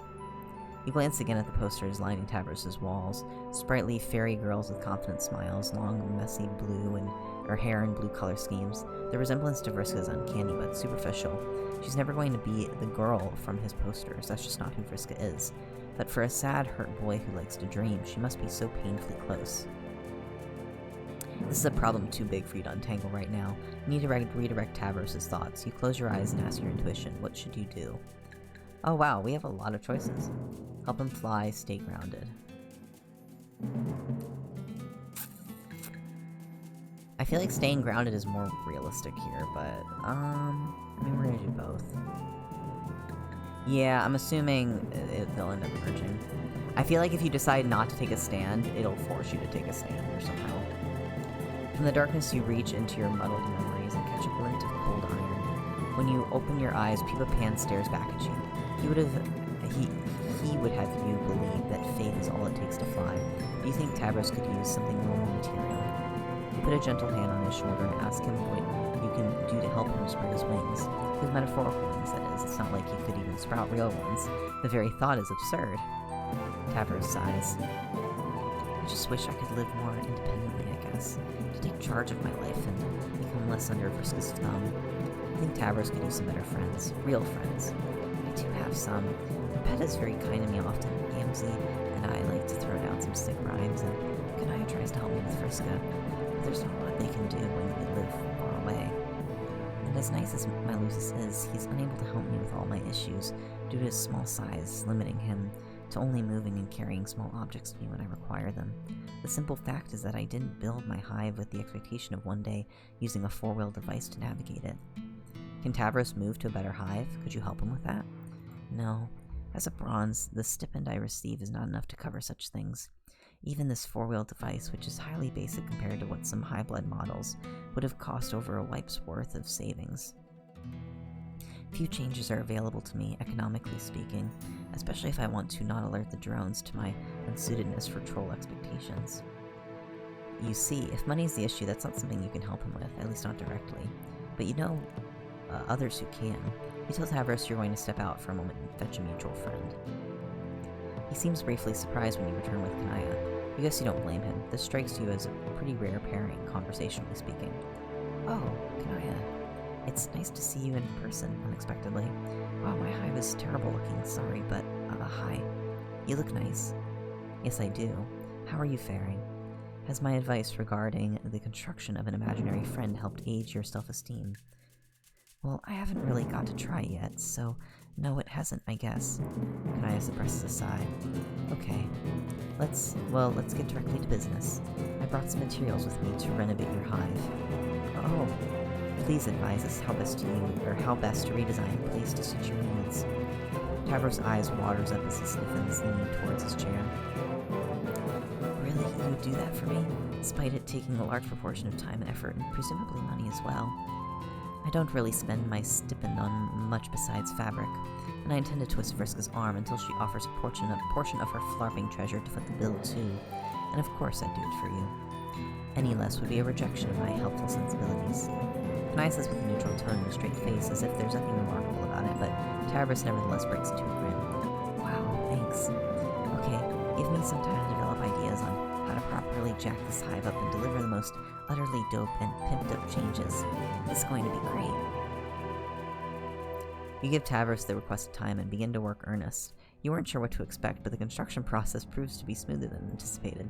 Kanaya brings a set of alien devices, which she claims to have borrowed from a sea-dwelling friend of hers. One converts raw materials into a strange substance that reminds you of fruit gushers. Kanaya fells trees with her chainsaw and feeds them into the machine, and before long, you have a trove of gusher things. The other device expands the gusher to modify buildings. It has a holographic click-and-drag interface much like the Sims played in real life. You find this construction software to be incredibly handy, but also eerily familiar. But honestly, you find everything eerily familiar these days. Yes, it is very convenient. Home construction has been an important part of troll culture for as long as history remembers. Most do not know why, although to me the reason is obvious. Preparation for the game, which we will now no longer be playing due to outside interferences. Wait, she knows about that? Yes. I figured out what was going on a day or two after you visited me. I thought it was prudent not to get particularly dramatic about it all. That was very thoughtful of her. Yeah, I try. Kanaya finishes feeding logs into the first device and begins to manipulate Tavros' hive with the other. Together, you are a clockwork team. Tavros provides directions, Kanaya implements them with her stellar sense of design, and you provide moral support by standing around looking cute. Okay, yes. Nudge that shelf over to the left. Yeah, like that. Wait, actually, right. Okay, no, go back. A bit more. That's almost good. Now make it a little tad hot. No, lower. There, right there. And yes, perfect, I think. Okay, actually, can you go back to where it first was? In the end, it takes you until the next day to finish construction, which is actually a great time. You were expecting it to zap forward once or twice for the sake of narrative brevity, but with Alternian build tools, Tavros' hive is swiftly renovated. It is far more spacious than it once was, with ramps and rails aplenty. Under Tavros' guidance, you widened hallways, lowered counters, revamped bathrooms. It's like a brand new house. You don't have a ribbon to cut in celebration, so Tavros summons some bizarre Fitta-spawn creatures to shoot confetti all over the entrance to his hive. It's all gross and sticky, and you hate every second of it, but he's having fun. After that, Tavros spends a while just exploring the hive. He wheels himself through each block, awed by the ease of which he can navigate the space. By the time he returns to his respite block, his grin is radiant. You take it he likes the new place. Oh, yes. This pad is now genuinely frigid. It makes me feel more confident, like the world is my bivalved jewel container. Like I could say to Vriska, fuck you. I won't do what you tell me, biatch. Okay, I won't say that probably, but I could. Actually, maybe I will say that, as well as plenty of other deliriously rude things which long have I avoided saying. Wait, that's probably enough, you tell him. Kanaya's staring icily at him, but he doesn't seem to notice. You suggest that it's a good time to settle down. The sun is going to be rising pretty soon. Right. Well, while we still have some moonlight, would you like to stay for a while, Kanaya, and play some games with us? Oh, no, that is quite alright. I'm afraid I have duties to attend to at home. I left a dress in the oven. Kanaya blinks and carefully maintains her poise. It's made out of clay, you see. I'm getting experimental. Oh, that makes sense. Well, goodbye. She smiles at Tavros and shoots you a pointed glance. You take it as your cue and place a hand on her shoulder, concentrate on her eyelids at her back and flash of light. Once she's gone, Tavros wheels up to you and nudges you on the hip. So, regarding Kanaya, this could perhaps be me misreading the situation, but when I reach deep inside and tap into my marvelous power of the self-esteems, it tells me that I'm very bright and smart. Did you see the way that she was smiling at me? Almost to suggest amorous inclinations. He waggles his eyebrows furiously in your direction. Oh, jeez. You tell Tavros that it's just what friendship looks like. She's not his type. Trust me, you say. Drat. But, oh well. I think there is a saying about this, that the sea may have many fish in it. Now that I'm feeling better, I think perhaps I will one day go fishing for a quadrant or two. Well, let's start. It's going to take some time for this kid to figure out what genuine self-esteem is like. But just as the Prospidian clouds part to reveal a brilliant sky in blue, you think Tavros is on the verge of seeing the sun. The moon? The metaphor would probably work better on Earth. Tavros can be more than he is. He doesn't need to change to do it. When he offers you a smile, there's a spark of compassion behind it, and it tells you that he's already worth the world. All he ever needed was someone to believe in him. Also money. He also needed money. So would you like to perhaps celebratorily play a round or two of Fittest Spawn with me? I am feeling much more prepared to enjoy a game, and perhaps think that this time I will proceed to crush you with my incredible might as a Fittest Spawn breeder. Except, I mean in a nice way, like that of a friendly challenge, if you'll accept. To hear friend in that sentence is all— the word friend in that sentence was all you needed to hear. Yeah! Oh, look at him! Oh, the guy! Aw, I love Tavros. He's so painfully awkward. But I love him. Wow, that felt pretty long for a route, or for just one route, whereas... Alright. Don't take a sigh. Who do you think you are, a centrist? This is a choice-driven narrative game, and that obviously means having to choose between two equally unsatisfying, mutually incompatible options, which will forever alienate you from the side you did not pick. Try again. Okay, we'll side with Tavros and then we'll do the other option. I don't remember what we picked last time. Did we help him stay grounded, or did we help him fly? I literally don't remember which one I chose. I think we said grounded. So I think help him fly this time. From the darkness, yeah. I think, yeah. From the darkness, you reach into your muddled memories and catch a glint of glimmering gold. When you open your eyes, Pupa Pan stares back at you. Unlike him, you don't have special stardust, but you think you might have something better. You tell Tavros you'll be right back. Sort of. The now familiar Prospidian spires greet you. You sweep through the shiny architecture until you can find those towers that seem to be dreaming children. Sure enough, Tavros' dream self can be found in one of the towers, nest comfortably between him. You poke him on the cheek, no response. You give him a little shake, nothing. With a sigh, you rear back your head and slap him hard. Tavros remains asleep. He's practically comatose. Why? This feels so off. Harkat is awake and Tavros isn't. Something about that is just wrong. It's all wrong. How can you help Tavros under these circumstances?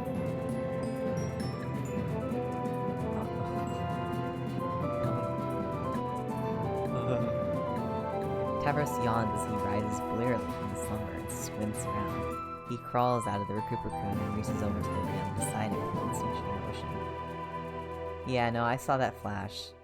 It was like Tavros waking up. Yeah.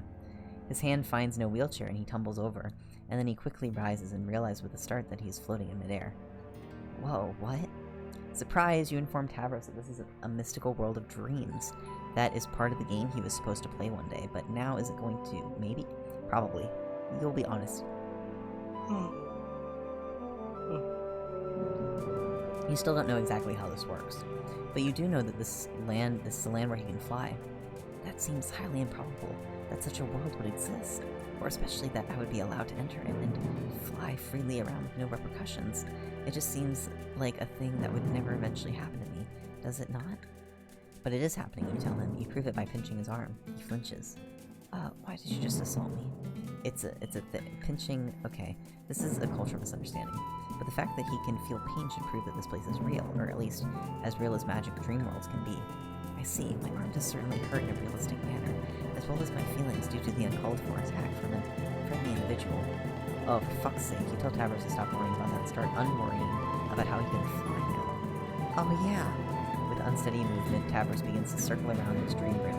He holds his hand out as he sails around, floating upwards and dipping down. He seems to get the hang of it pretty quickly, and as he does, his face cracks into more of a smile. Oh, this feels really amazing. At your invitation, Tavros follows you out the window, and you see prospects stretching toward Earth toward him. His eyes go wide and starry. Can I really explore all this area? You can, you tell him. Probably. Just don't go barging into anyone's houses. Hell, okay. Tavros does a loop and twirls, pirouettes around spires, and weaves through the throngs of prospecting civilians. He hoots and hollers, the anxious crescendo, in his voice nearly absent. The sound echoes among the golden towers and rebounds back at you, a cacophony of childlike exhilaration. You swoop alongside him, buoyed by his excitement, and the two of you begin to race each other around the planet. You run out of energy before Tavros does, but eventually he comes down from his high. He floats lazily beside you upside down, his mohawk hanging down from his face. His eyes are locked on the sky and clouds, and he's wearing a wide, if oddly blank, grin. Hey, I want to thank you for doing this for me, allowing me to feel this freedom and joy. It really means a lot. You grin and give him a thumbs up. You're glad you could help. Yeah, me too. You glance at the clouds. How long have you been out here? You figure it's probably time to head back to the real world. You tell him you'll teleport back and wake him. What? Oh no. Don't wake me up, please. I don't want to go back to that life. When I could spend my days here, forever feeling blissful and happy for once. You pause. That's not the response you were expecting, although you suppose you should have seen this coming. What about his friends, his responsibilities in the waking world? What happens when the drones come knocking? Those are some pertinent questions, which I don't care about, though. This is where I am happy. It's where I belong. That's what you wanted, right? To help me be happy? Right. Then your work here is done. He smiles at you, and you feel like you should smile back, but there's a hint of sadness behind his eyes that gives you pause. It's like he's waiting for you to take charge and tell him off for choosing escapism, waiting for you to make the hard decision he doesn't have the guts to make. That's not the kind of person you are. If you'd rather spend most of his time asleep, that's good enough for you. Given the planet he lives on, you can't blame him. So you give him a little wave and vanish into the ether of the cannon. By the time he works up the nerve to say something, you're already gone. Oh,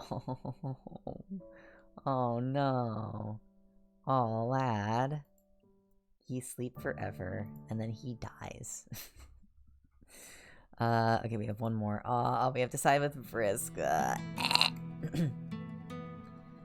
Oh, I don't want to do it. Oh, I feel shitty. Okay.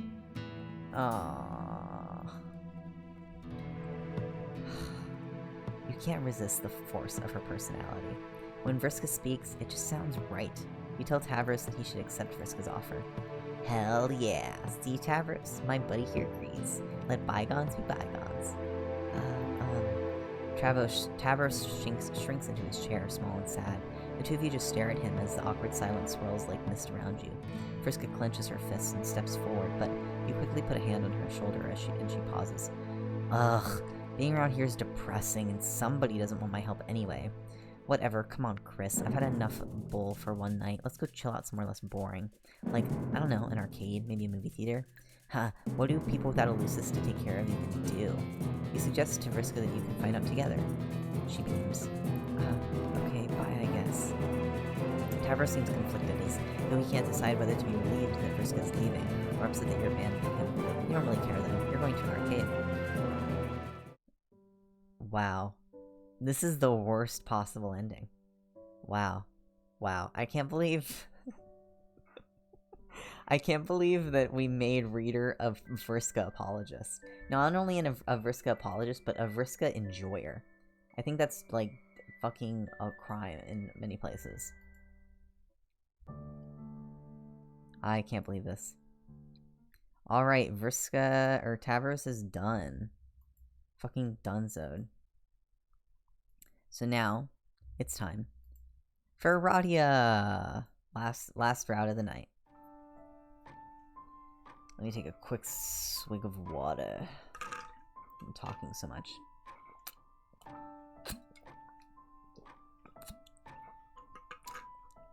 I love Aradia. She's great. Beloved. What are you doing here? What are you doing on this awful planet? You walk. You walk and you don't stop walking. You walk until the moons are high in the sky and the lights from the city all but fade away. You walk until you can't think about anything but walking anymore. Then you zap. Zap, zap, zap, zap, zap. Who cares? You just want out of here. What's happening to you? What are these thoughts? What are these half-remembered truths? Why do all your friends seem so fresh but so familiar? You are lost inside. You are lost inside yourself for what simultaneously feels like both a moment and an eternity. You stop walking and lay down. The grass feels cool on the back of your head and your eyes. You stop walking and lay down. The grass feels so cool on the back of your head, and your eyes feel so heavy.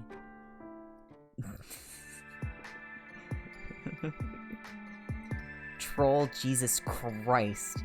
Inches away from your face, someone is bent over you and staring unblinkingly into your eyes. In a single panic motion, you do a youthful sideways roll and spring to your feet. This doesn't seem to startle her at all.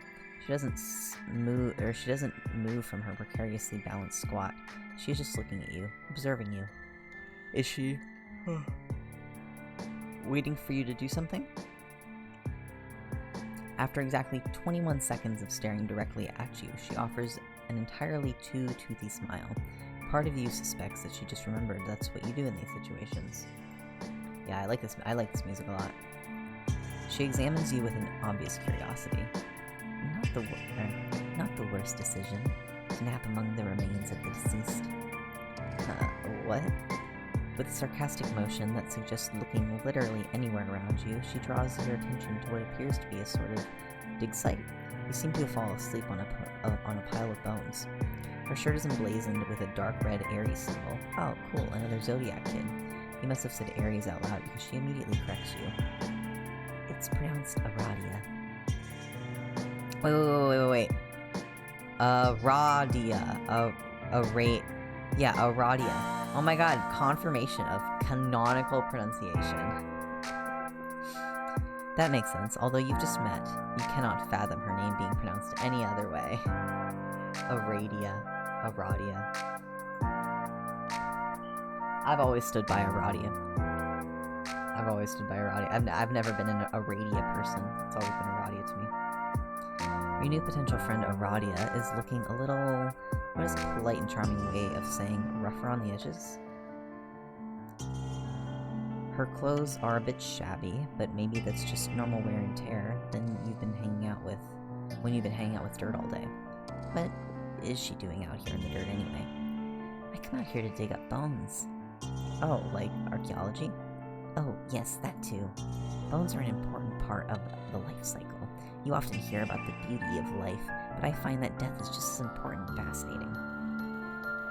Aradia just sounds right. It's pretty. Yeah, I agree. The finality of death has a beauty to it. Or it used to. You walk and ask what she means. Or you want to ask what she means.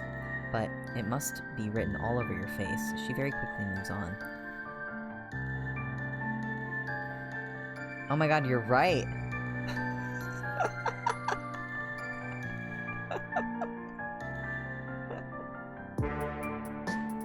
Oh my god!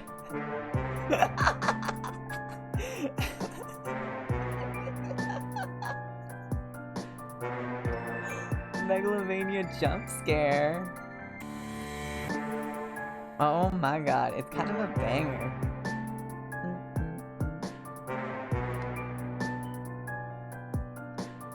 Megalovania, I stand by this. I stand by this. Everybody was like, oh, Megalovania's Vriska's theme. Shut the fuck up. Shut the fuck up. It's Aradia's theme, okay?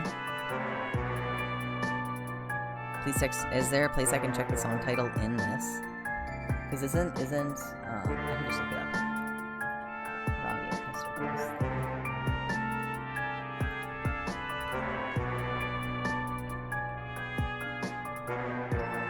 What's it called? Is it called anything? Yeah, it's just called Yeah, It Is. It's literally called Yeah, It Is. In credits.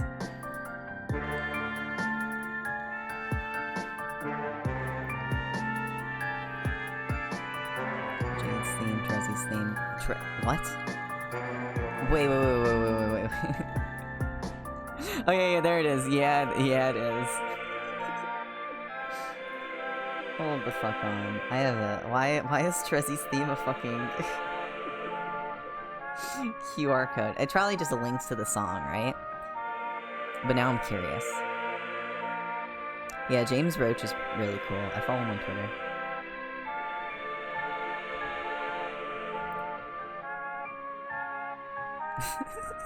I guess. Would you believe this is for someone else?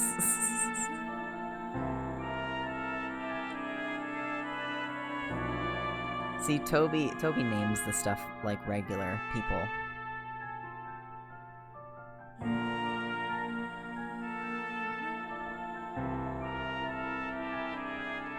Check the metadata, that's what it links to, or check the metadata. I see.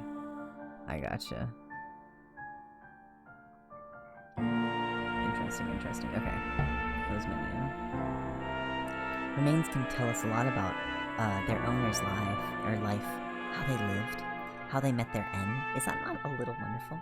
How long are you streaming, Chris? I usually do 3 routes, so this will probably be my last route. But, I mean, I'm kind of feeling we could go for 4.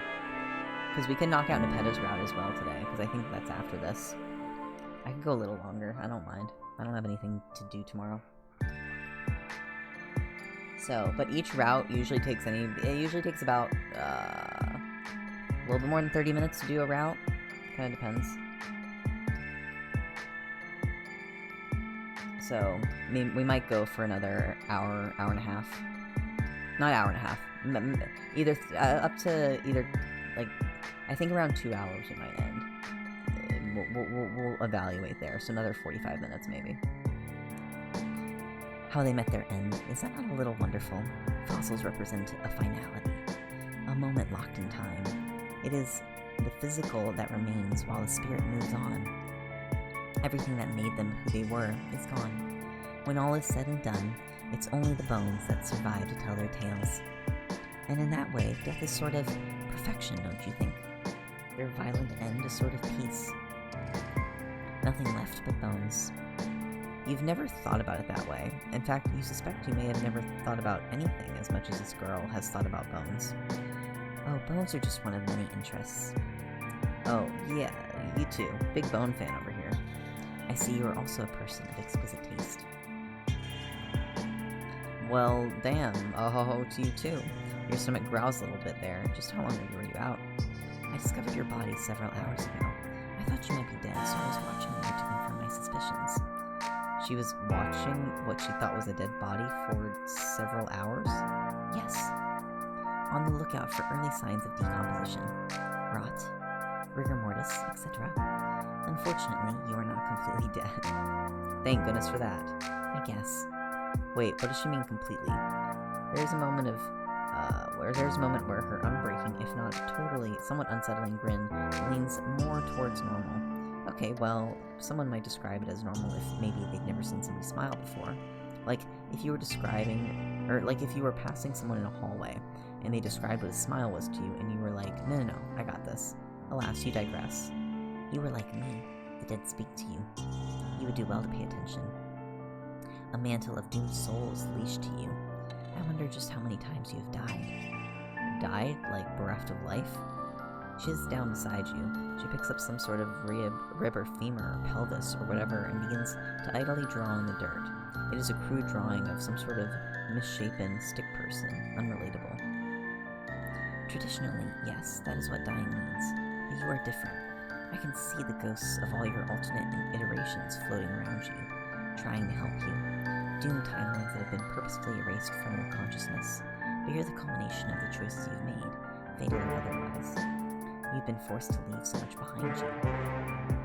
In your memories, despite the fact that she seems very focused on her dirt art, you suddenly feel so seen. Someone doesn't want you to remember, but she looks at you and leans in close. Do you want to know a secret?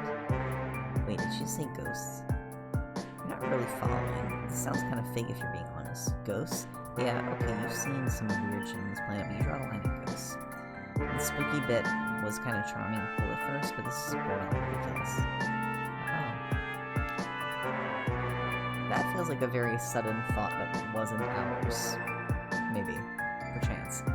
She looks almost hurt. Her tone turns hollow. How disappointing. Aradia rises and turns her back towards you. The night air feels cold, which it hadn't before now. Perhaps on behalf of the especially cold shoulder treatment you're getting right now, little bumps form over your skin. I've misjudged you. I thought I could trust you, but you're just like the rest. I'm okay with that. It does not bother me. She's floating several feet off the ground. Typically, this is your sign not to say, sounds like it kind of does bother you.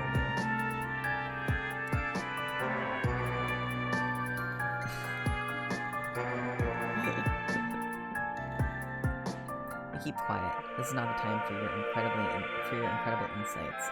The restraint you have shown here will surely be rewarded. She turns to you slowly, dangling somewhat limply in the air. This act was for your benefit, but to proceed any further is pointless. Her eyes are white, her face is unreadable. Oh my god, are ghosts real too? Returning is fucked up. Boo. Oh Jesus, no thanks. This secret sucks. Time to fucking go. Sorry you said ghosts were fake or whatever bullshit. Yes, maybe that would be the best for both of us. I had some hope for you, but it looks like that was misplaced. There's a hollow disappointment in her voice. You've never been negged by a ghost before. She raises a hand to you, her form silhouetted by twin moons. There's a blissful moment where you feel suspended and still. Aww. What?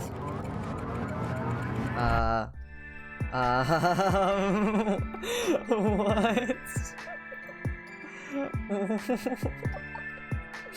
Bro, it's too late in the night. I'm getting freaked out a little bit.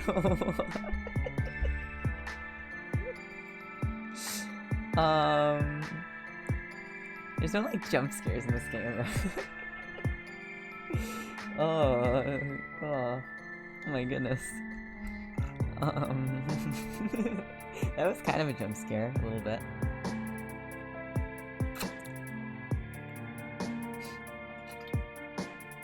Yeah, that's fair. It's just, I mean, I'm not actually, well, I was a little spooked. I'm fine. It's fine. It's just aradia. It's just aradia. This doesn't seem to startle her at all. Is she waiting for you to do something? After exactly 21 seconds of staring directly at you, she offers an entirely too-toothy smile. Part of you suspects that she just remembered that's what you do in these situations. She examines you with an obvious curiosity. Not the worst decision. To nap among the remains of the dead, haha, what? With a sarcastic motion that suggests Ares, aradia, rough around the edges. What is she doing in the dirt anyway? I come out here to dig out bones, like archaeology, yes, that too. We're used to. Remains can tell them a lot about their boner's life.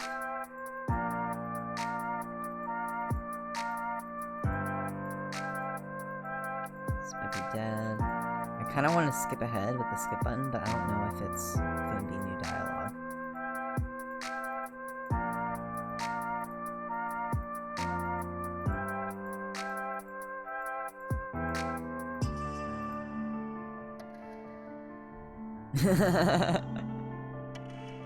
Wait, but we had another option, right?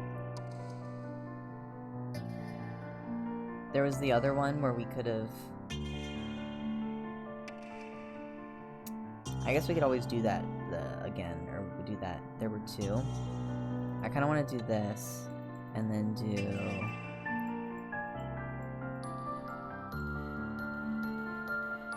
this.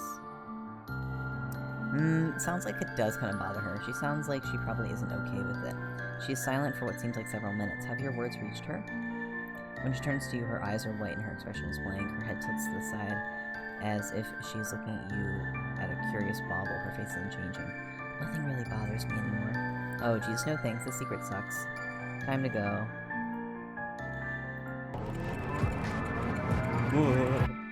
Okay.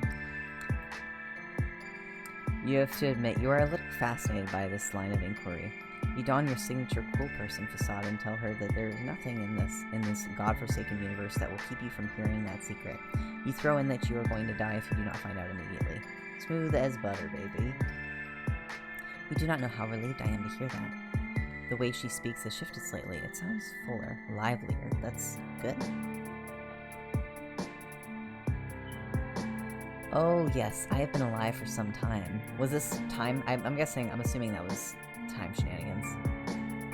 Time now.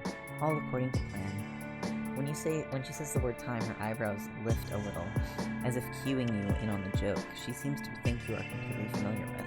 You give it a polite chuckle. What a character. She beams, and there's a moment you forget that she is talking about ghosts and secrets. They can't find us here. We have made them very mad. They can't find us here? Them? We've mad, mate? You don't ask for clarification on very. You're feeling pretty confident about that one. This is not the first time we've met. Though it is hard to say how long has passed since then. Time passes differently out here. Hey, apropos of nothing, and far be it from you to comment on someone's appearance, but why does she look so much older? And why is she wearing the magic team pajamas like John and them? How does she manage to do all her makeup so well and not brush her hair at all? You know, with curls, the issues might be overbrushing. You don't want to brag, but you happen to have an encyclopedic knowledge of hair care products. Has she considered switching to a sulfate-free shampoo? Wait, they did meet? Did they meet in Friend Sim, and I don't remember because I didn't play Friend Sim? Or have they met... Did they meet earlier in PesterQuest? Am I crazy? They didn't meet earlier. Wait, but they did because Aradia and Solak saw each other. Or it was Aradia, oh wait, I do remember that. That was here. They did. When was that? That was with Jade. That was one of Jade's routes. Oh my god, they do. Oh my god, I remember. Oh my god, and Aradia does too. Oh my god. God, you wish you had hair. Wow, you ask a lot of questions, but I guess that's natural. Right now we are outside of the canonical relevance. You're gonna have to stop right there. You have had enough of canon relevancy and what it means, and what is or isn't. Do people never tire the sniffing of your own farts about canonical impact? Wow, rude. Yeah, you're rude now. Fuck the narrative. Absolutely phenomenal. I could not agree more. Like I was trying to explain, out here, even the powers that be can't hear us. I must say I'm a big fan of your work. I have seen a few doomed timelines before, but nothing like this. You are something they had no contingency plans for, and Paradox Space is practically falling apart at the seams. This timeline seems to be peppered with inconsistencies and clues. Things here and there that cannot exist. Events that occur too early. I figured you were doing it on purpose, so I thought I'd get your attention. But you are a little broken, aren't you? She looks disappointed as she says this. You don't know why she would want your attention, but she has it. It is not only your attention I want. The power is shifting, and the ones pulling the strings are distracted with their own meaningless problems. You really can't remember anything, can you? You tell her you remember some of the things you can't explain. Names of things, events of the past, whispers of ghosts. Wait, how does she know this? Yes, they have been whispering to you quite loudly. They are the fractured remnants of your departed selves, and they have been trying to get you to help, or they've been trying to help you get to here at this exact moment. You ask where and when here exactly is. As you look around, the scenery seems to shift. Sometimes you're inside, sometimes you're outside, sometimes you're in all places at once. You swear you see some shadow of your friends here and there, but in places they don't really belong. Why would Rose be in Kaya's hive? Do they know each other? You want to know what is going on, and why it is so important that you are here. Wherever here is. I asked an old friend ghost to tell an ancient space squid to burp up a place for us to meet. Oh, thank you, Tomothy, for redeeming. Giving me a little stretch. Oh my goodness, my bones are burning. Oh, and a hydrate.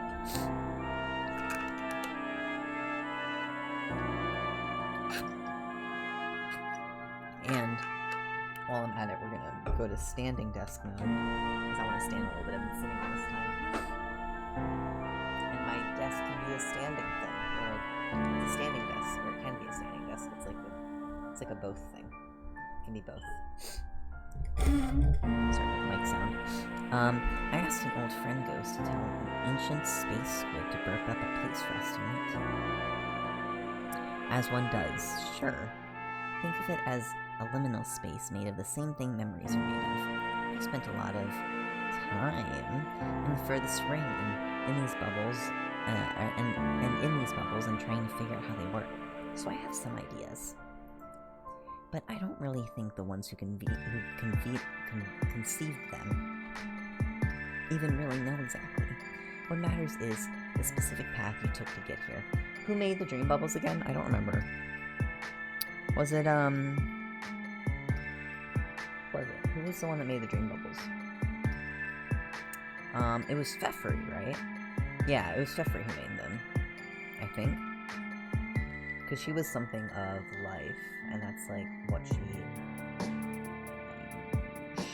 I think it was Pfeffery. Oh my god. I'm pretty sure. Yeah, okay. What matters is the specific path you took to get here. It took you many tries, but you made it. You get the sense the more this is spelled out, the less sense it will make. It kind of kills the magic. Yes. That's probably true of most things. Instead of explaining it to you, it was just easier to rewind things and have you try again. You're almost too embarrassed to ask how many times it was for you to get it right.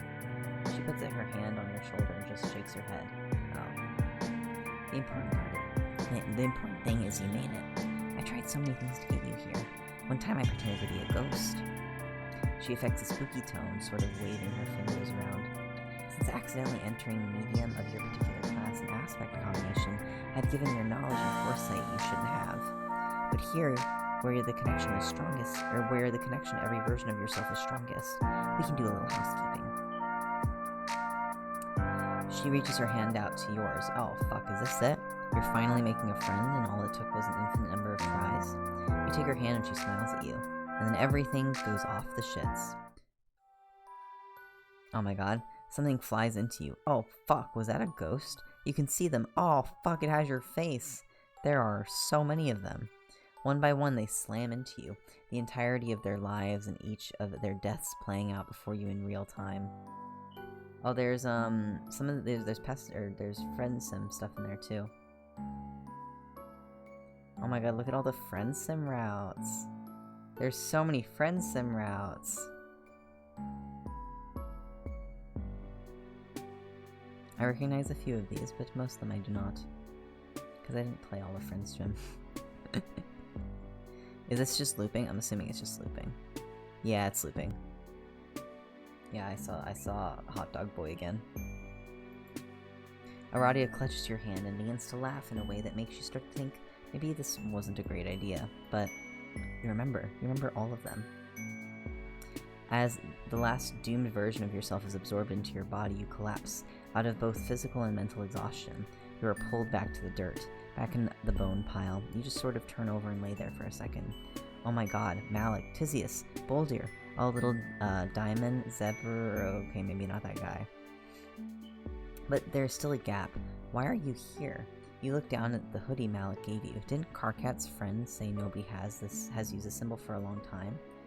I'm afraid I don't know exactly. My abilities have allowed me to tidy up your timelines that have been happening, or that have happened in a sort of tentative canon. You roll your eyes, she ignores you and continues. So whatever happened to you outside of the narrative is beyond my capacity as the guide of the deceased. But I know a way we can find out. It is why I brought you here, to give you back your memories. God, you miss just fucking around about hot dogs. You wonder what your friends are up to now. You think maybe you should go check on them. She looks you in the eyes and you stop rolling them for 2 seconds. Aren't you tired of being nice? Don't you just want to go ape shit?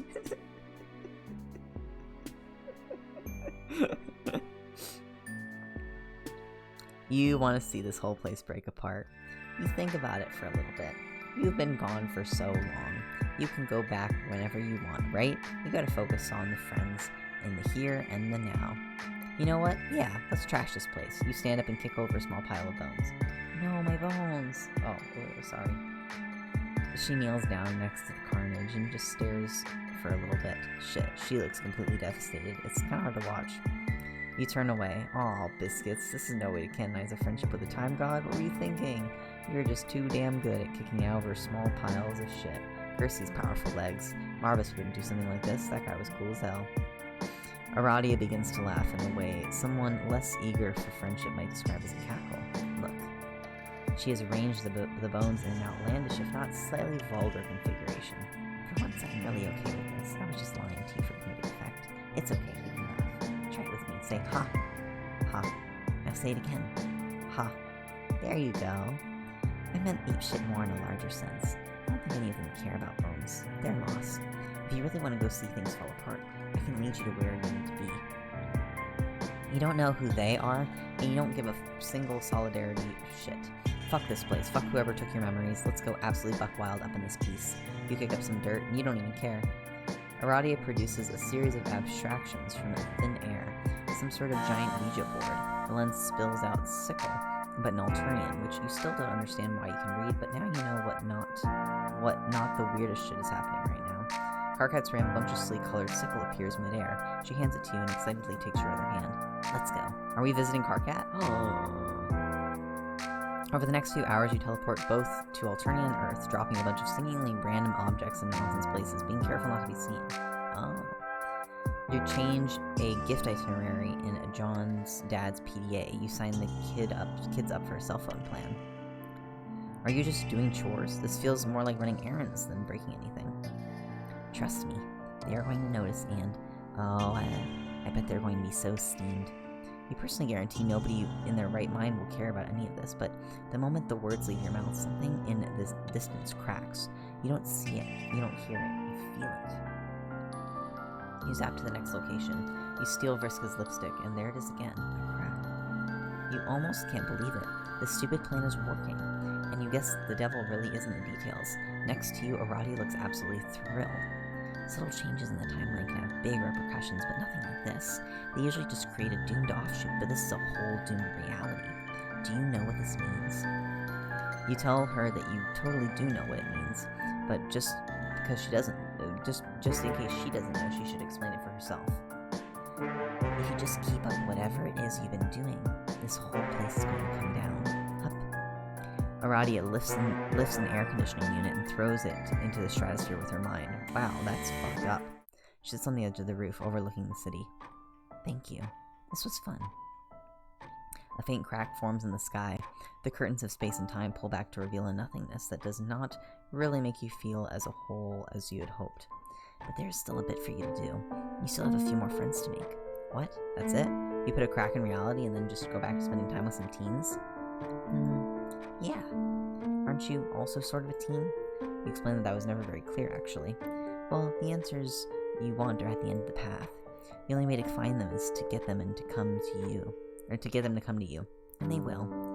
It will all make sense then. You wish that were true. You sit next to her, your legs dangling over the edge of the molding.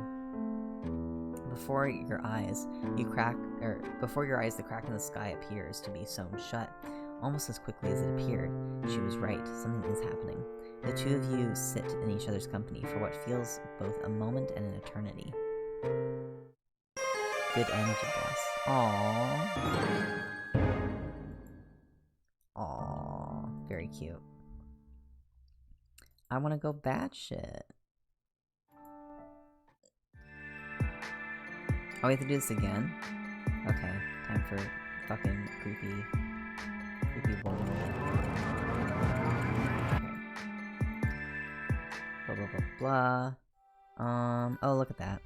Oh my god, you're friends? You have to go back. You look at Aradia.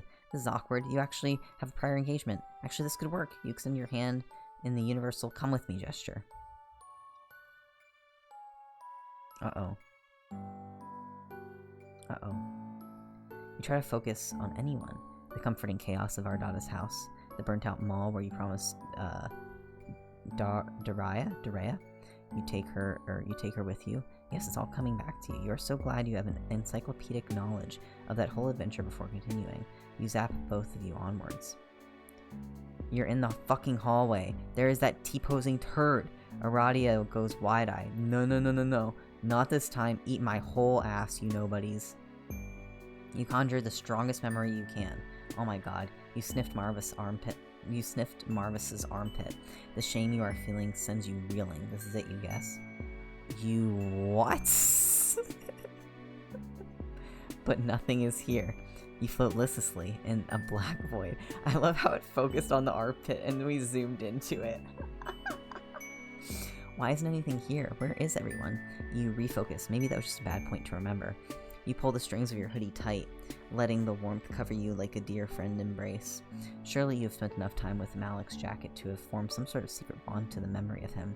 This will be enough. It needs to be enough. You disappear and reappear in the same spot. You phase in and out over and over and nothing happens. Aradia watches you, but seems to be giving you space to process this. It isn't enough. It was never enough. They're gone. You go limp and just sort of drift for a while. You hear the sad song of some cosmic entity. Its low tones reverberate your entire body, filling you with a sorrow you didn't know you were capable of feeling. An impossibly long tendril appears from the void and slowly makes its way towards you. It gently wraps itself around you. You don't even bother to question it at this point. Wow. On a scale of 1 to 10, how shaken is your faith? Why aren't they here, Aradia? Where is everyone? I don't know, but I'm here. Do you want to just vibe out with the space monster for a little while? I kinda do. Yeah, okay, you guess. I do not know where your friends are or why there isn't anything here, but I am afraid you may not find these answers until you confront the puppeteer. But, isn't that fine? Friends and grudges, life and death, existence and nothingness. Isn't it all the same in the end? If this is about bones, you are going to lose your mind. She smiles. Well, I can confidently say it wasn't not about bones. You can't help but laugh a little bit. Do you want to try again? I know there are different ways this goes. Do you still want it? But I still wanted to see what you would do. You won't remember anything. Not even our friends here. You think about it for a little bit. The tentacle sort of just paps you on the face. Is it trying to comfort you? Eventually, you know what has to happen. She will remind you, excuse me, and tidy up the mess you've made by coming out here. There's a path you needed to follow, and you keep trying to cheat it. You ask her to let you sit for a little bit longer. You don't want to forget just yet. Okay.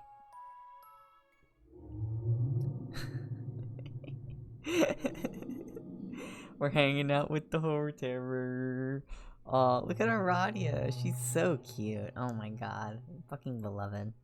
Oh, and then we go all the way back. So I think there wasn't any other choice. Yeah, okay. So those were... Was that only 2 routes? I guess Aradia had all the time shenanigans, so we didn't really get, like, a route where we just leave. Oh, no, we did get 3 routes, because there was the dirt, the one in the dirt. I see. Okay, I think I actually am a bit too tired to do a 4th route. As much as I want to keep going. See, the thing is that I'll do Nepeta, and then I'll be like, but then I really want to do Solux, and I'm here for the rest of the night, you know what I mean? So I think we'll just stick with the 3 that we did. And maybe I'll try to stream sooner. I'm so inconsistent with when I do these. I just kind of, it's spur of the moment kind of thing. But next time, we'll do Nepeta, Solux, and Aridin.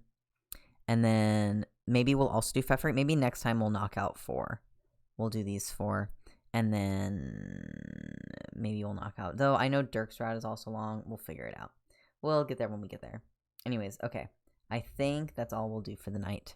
Thank you guys all for being here, stream, the vibes, hanging out. It's always a ton of fun. I'm gonna go read fanfiction and then go to sleep. I do want to get around to doing art streams and stuff again soon. But I've just been very busy with thesis film stuff, and it's been annoying. I also, promised a friend that I would play Outer Wilds. And I don't know if I want to do that on stream or not, but, if I do, that should be fun, if I decide to. And yeah, but we're gonna finish playing PesterQuest, and then after PesterQuest, we're gonna do Hive Swap Act 2, and then maybe Outer Wilds if I decide to stream it. I might not stream it, but we'll see. So yeah. Anyways, okay, that is all. Have a lovely rest of your nights, guys. Bye-bye. Bye-bye.